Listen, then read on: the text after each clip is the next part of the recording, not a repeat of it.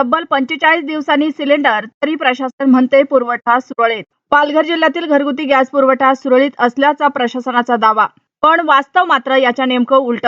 Gas बुकिंगसाठी phone लागत नाही, एजन्सी समोर सकाळपासूनच लांबच लांब रांगा आणि सर्वात धक्कादायक म्हणजे सिलेंडर मिळण्यासाठी तब्बल 45 दिवसांची प्रतीक्षा। मग प्रशासन नेमकं कोणत्या आधारावर पुरवठा सुरळीत असल्याचा दावा करतंय? नागरिकांना गॅससाठी भटकंती करावी लागत असताना प्रशासनाचे दावे हवेतच तर नाहीत ना, असा सवाल उपस्थित केला जात आहे।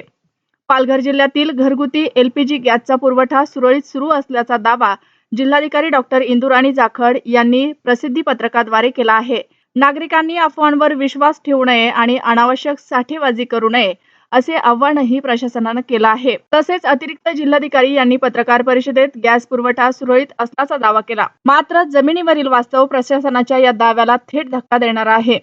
गॅस सिलेंडर बुकिंगसाठी ग्राहक वारंवार फोन करत असले तरी फोन लागत नसल्याच्या तक्रारी मोठ्या प्रमाणात पुढे येत आहेत। परिणामी संतप्त ग्राहकांना थेट गॅस एजन्सीकडे धाव घ्यावी लागत आहे।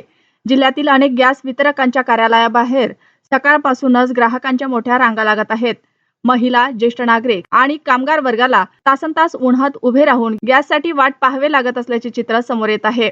याहूनही गंभीर बाब म्हणजे ग्राहकांना आता गॅस सिलेंडर मिळण्यासाठी तब्बल 45 दिवसांची प्रतीक्षा करावी लागणार असल्याचे उघड झालं आहे। 2 दिवसापूर्वी 25 दिवसात गॅस दिला जात असताना आता तब्बल 45 दिवस गॅस सिलेंडरची वाट पाहावी लागणार आहे। त्यामुळे एखाद्या कुटुंबाचा गॅस साधारणतः महिनाभरात संपत असताना उर्वरित दिवस नागरिकांनी स्वयंपाक कसा करायचा, हा संतप्त आणि थेट प्रश्न आता नागरिक प्रशासनाला विचारत आहेत।